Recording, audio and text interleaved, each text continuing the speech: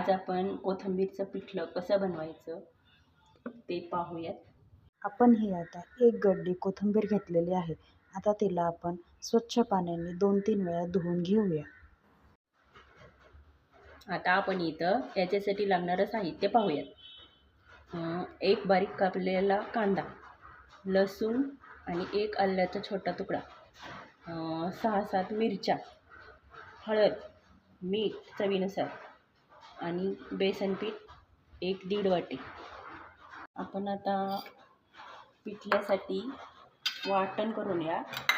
लसूण आणि हिरवी मिरची, आलं याची पेस्ट करून घेऊया. आपण आता आपल्या रेसिपीला सुरुवात करूया.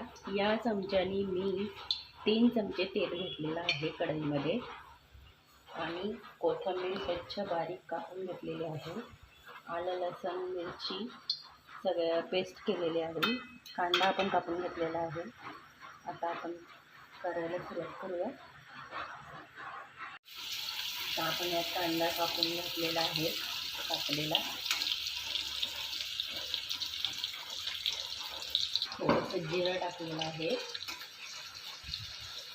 जिरं मी थोडंसं मिरचीमध्ये पण वाटलेलं आहे.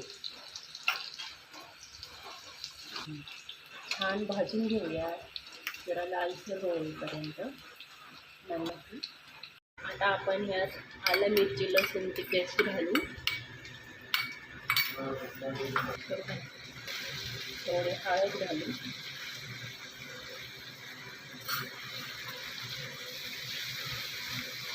मिरची थोडी छान भाजून घेऊया.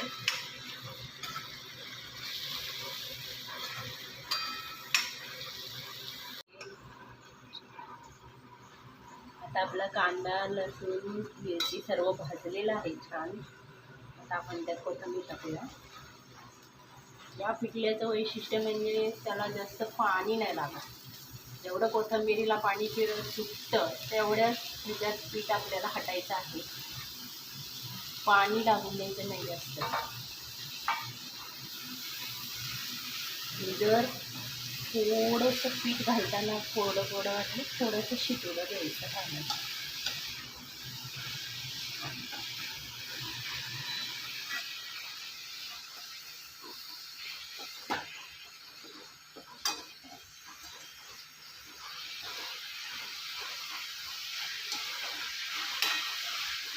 चवीनुसार मीठ घालायचं आपल्याला जसं आवडेल तसं.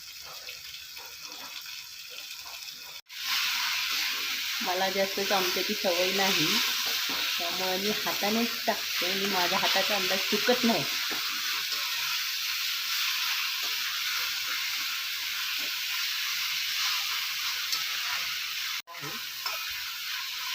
आणि शिजत आहे.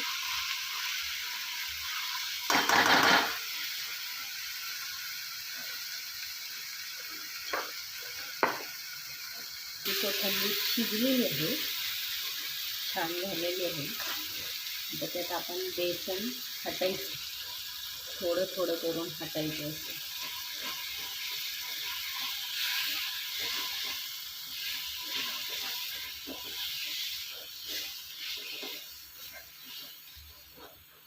गॅस थोडा लो ठेवायचा.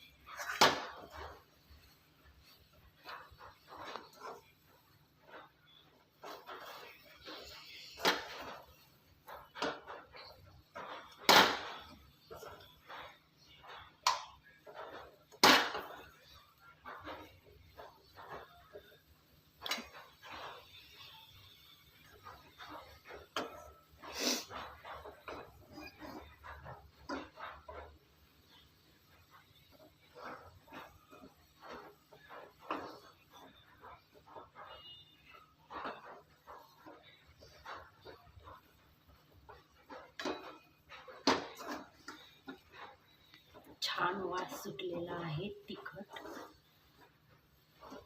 आपल्या वडी वगैरे आपण पिठलं बेसन करतो ना त्याचं टाईप खावंसं वाटतं.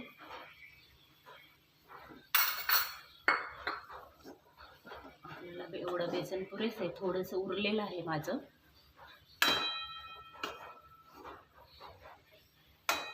हे चांगलं मिक्स करून घ्यायचं, एकजीव करून घ्यायचं. हे बघा असं झालेलं आहे. थोडीशी वाफ आणून द्यायची आपण, थोडंसं झाकण ठेवूया.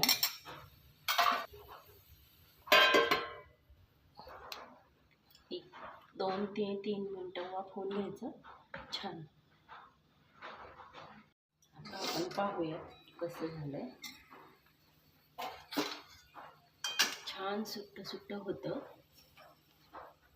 थोडंसं लागल्यासारखं होतं कढईला, पण कढई जर असली तर नाही लागू शकणार.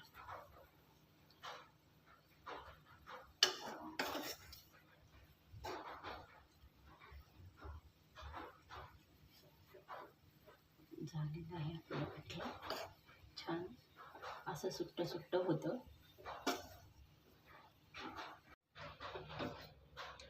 आता आपण हे पिठलं सर्व करायला घेऊया. छान दिसते, छान वास येतोय. झटपट रेसिपी आहे. भाजी नसेल किंवा कंटाळा आला असेल काही दुसरं खाण्याची, छानसं तिखट, हा पर्याय छान आहे. आता आपण त्याची चव टेस्ट घेऊन बघूया.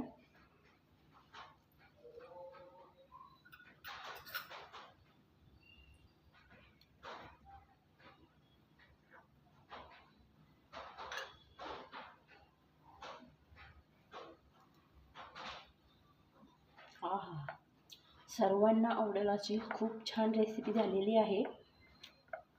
आणि मोठ्या माणसांनाही आवडेल आणि लहान मुलांनाही खूप आवडेल. चपातीसोबत खायला खूप छान आहे.